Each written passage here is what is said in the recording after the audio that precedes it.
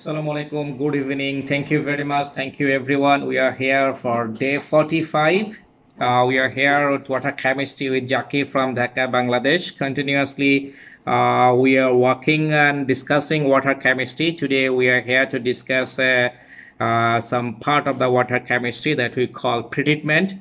We discuss basic water chemistry. We discuss internal water treatment very detailed. It takes around 44 days. I'm appreciating you all who connected with me for a long time. And today, due to internet connection, I can't go to live, but I recorded the video for you all and I'll upload on YouTube. As Facebook, I'm having problems, so I will get all the Facebook and I will share with you. So thank you very much. So if you see the water treatment, today we like to discuss the pre-treatment. To start the main discussion, we just recap the water chemistry. If you see the water is basically have a two kind of thing inside. One we call dissolved part, another we call suspended part. In dissolved part we have in dissolved gases in water and dissolved solid, and suspended particle organics and inorganics. So these are the things that is especially the important things to understand to design any plant or any things that we really working for. So that's why we need to understand very clearly what is important for us, and we are working for discussing regarding the pre-treatments. And if you see the dissolved part, there are a lot of salts like calcium, magnesium, sodium, etc. remain in the salt as a dissolved salt. So altogether, to treat the water, we have to understand the water chemistry, what it has, or what are the other elements, what are the impurities contained in water. Based on the impurities and many other factors, we need to design, we need to go for the treatment plan or treatment strategy. So today I like to recap the basic part and the consideration that we might have to consider to design any plant. Then we'll come up on a special topic one by one as a class by class. So if you see the all over the things that water contained, like dissolved, suspended, if we want to think for a design, then we have to think many aspects of the water treatment or water use or water chemistry. So if I like to classify them in a very different way as a shortcut to remember, we have to be consider especially the three things that are most important for any water treatment plant, especially pre-treatment design. What are the three things? Especially first one is a chemistry that we discussed just now. So water contain dissolved and suspended particles, so you have to consider the chemistry. What are the things inside the water?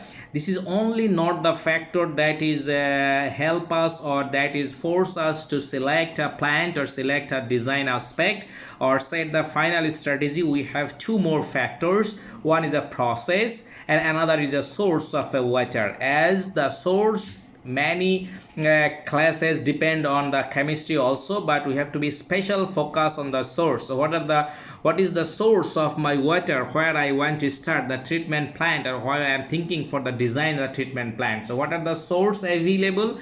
We know the source available can be the underground water, means the water beneath the surface, water below the surface that we have to be suck out that water. We might have the water that we call the wastewater, sewerage water, surface water. So different kind of water source we might have, and if it is a underground water, we had the treatment plant and treatment design will be different. If it is wastewater, the treatment plant design will be different. If it will be sewage water, it will be different. And if it is a surface water like river water, different, sea water, different. So we have to understand the source of the water. What is the source of the water? We have to understand the chemistry of the water. Okay, what is the chemistry of the water? What are the dissolved and suspended particle present in the water? And definitely we have to consider the process where we are going to use this water. So process there will be many different process, but as a for common example, as industrial water treatment, we have to be consider, is this water going for boiler, is water going for cooling, this water going for process, this water going for portable use, this water going for industrial use. So depending on the source of water, depending on the water chemistry, and depending the process where this water is going to use as a next use, considering all these factors, we have to think for a water treatment. So based, if we have this information enough, then we have can design, or you can think for a design for any water treatment. And especially if I consider the four important things again, we must focus the use or application of the water. So why the treatment plant is required, what are the critical ion, what are the things where I am going to use this water. Like for if I wish to go for the portable, then my treatment plant will be different. If I want to going to waste or going to throw the water in the river just as a treatment, so I can treatment plant will be different. If I want to use in a boiler, treatment plant will be different. If I want to use in a saline plant, pharmaceutical plant, if I want to use any process plant, if I want to use produce any other product, if I want to use in a dyeing industry, so all depending on the application where to use next, is it portable or industrial. So depending on the application, we have to think for the design.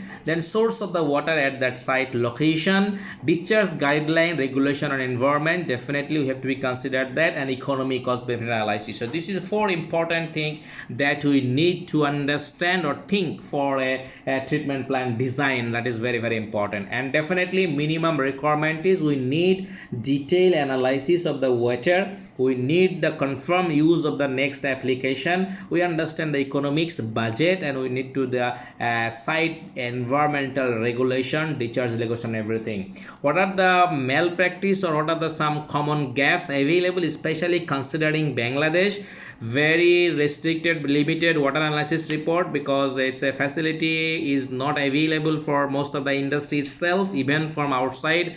A lot of parameter contest, so it's even it is expensive, so that is one of the bottleneck. Cultural barrier, a lot of cultural barrier, because industry buyer, they are not much aware enough with technology, and this is our part. We are, that's why, trying to encourage them to habituated to take the technology. Cost versus purpose, sometimes it's a myth, it's a dream, and immature competition, because in the supplier side also a lot of immature conclusion. So these are the some challenges, and these are the need for the pre-treatment. So we need the pre-treatment. When we are thinking for a pre-treatment, we must have this kind of information to design a pre-treatment. And I'm coming, if we consider the water treatment as a whole, I am showing here the classification of the water treatment, that if the water is not usable for the process internal use, then we call this is external treatment, and that sometimes we call the pre-treatment. And pre-treatment, it's a physical, chemical, biological. It can be clarification, filtration, softener, DM, ROEDI, and deaerator, that all together we call them pre-treatment. Internal treatment, that is inside the process, we need to control the BCS, we discuss very detailed 1 to 44 classes. Then post-treatment means after use the water, if we want to discharge it, we have to again treat it to create them, make the water as a dischargeable level, then we only can discharge. So now continuously we discuss the part of the pre-treatment. So on pre-treatment, what are the different kind of factors, different consideration, different kind of aspect, different basics that we will discuss whatever the small part today. So thank you very much, thank you for your support. If you go for a pre-treatment of water, there are the common basic process, common basic operation, we can say small unit, or different basic phenomenon, or different basic events we might face, that we called listed down here. There are a lot of other process, but those are the very common. And what are the process? If you think for any pre-treatments, like we are talking about only pre-treatment now. So if you think for any pre-treatment, right now you know your source, you know your water, you know your application, where this water going to use. That means you know the inlet parameter and you know the outlet parameter. Now based on that, you have to design a plant. So to think on that, these are the common different process that we need to be understand, and these are the process that we call rough screening.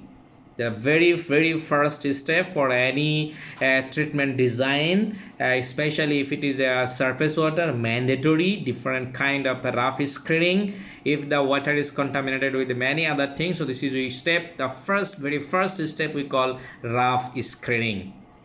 Then second is a settling, is a physical settling, is a free gravity settling, no chemical, nothing. It's a to call the physical settling or gravity settling or simple settling.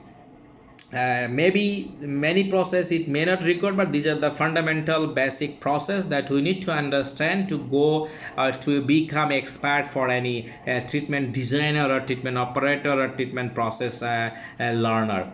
Then clarification, it's a big process, is a big unit operation that is called clarification. Then filtration, a lot of different kind of filtration will come involved there. We'll discuss one by one by let's say several classes we record for this.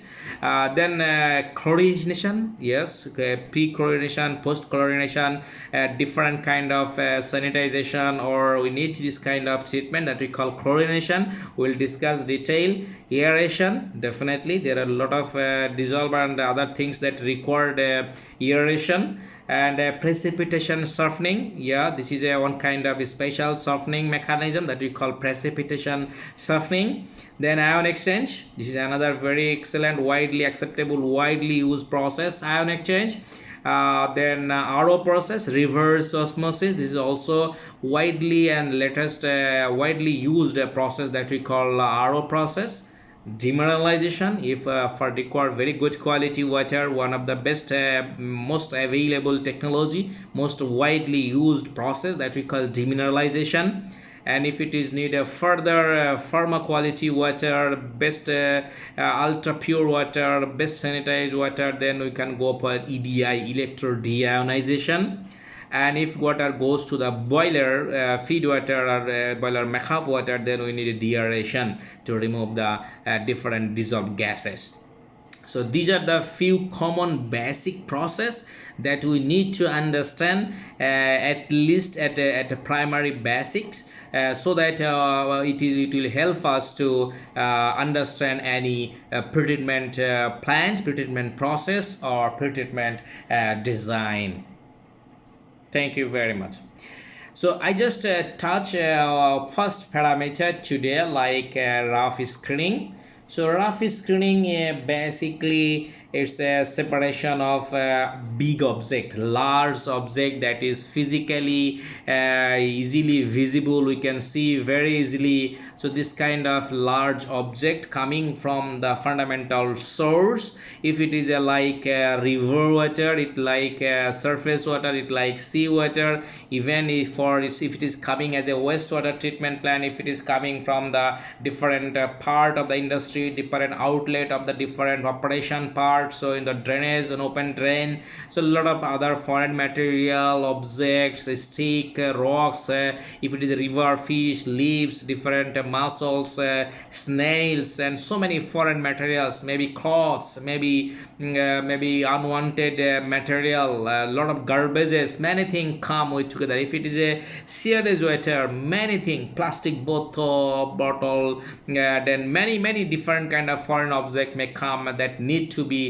rough screening before going to the other step of the process. So rough screening basically is a separation. If you see this kind of bucket type of things, which is the water can go easily, and the gap is very high, so the part of the big size object can separate it at the very first entry. If you see here, the suction pump, even before many area before suction pump also there are a lot of screening, and after suction pump also there are a lot of screening, because pump also is very sensitive equipment. So there are large there are different size, different mesh size of screen is available before pump, after pump, and before the other steps. So if you see some picture here, this is a screening for a wastewater treatment, this is a screening for any kind of channel, or it can be used for pretreatment, effluent treatment. So there are a lot of mechanism, lot of of techniques available, and especially the rough screening means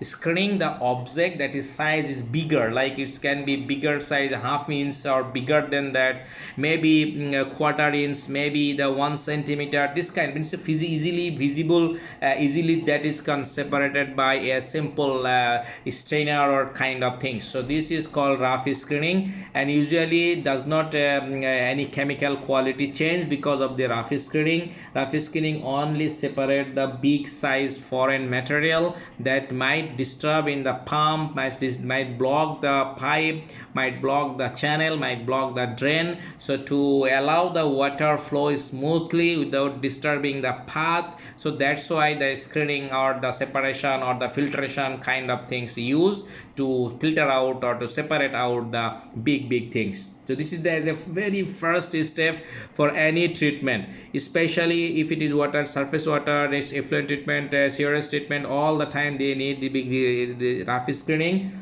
But if you use underground water, especially the water does not have any things, it is already secure place, water coming from beneath of the water by the pipeline, so there is not much big size of object, there is not much probability of having this kind of object. So in that place rough screening may not be required, but as an understanding, this is a first step for any treatment plan that we call rough screening. So if you so for the next step for any treatment plant may require that we call settling or physical settling. So if you see the picture here, the water is coming here, so this is a kind of screen, and this is a kind of things that take out the what are the filter out material and they collect here. So this is a big water reservoir, maybe river or maybe sea or maybe anything, but when water coming here passing through this net kind of mesh, and all the big particle like see this is separated, this is called the first screening.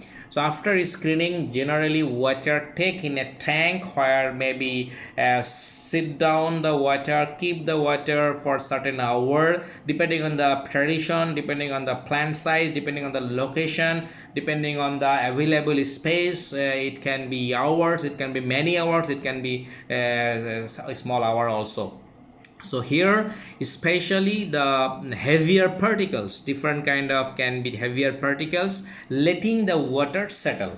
So the different kind of water inside, whatever the things with the gravity, by force of gravity gradually it settle down and sit down at the bottom, and top most clean water is collected out, and the particle grit and any other things settle at the bottom, and the bottom it is collected, either it is used as a sludge and it's sent at a sludge deodorating, or if it is a heavy thick water inside, then it can be passed through again in the source. So especially this is called the settling, and this is actually physical settling.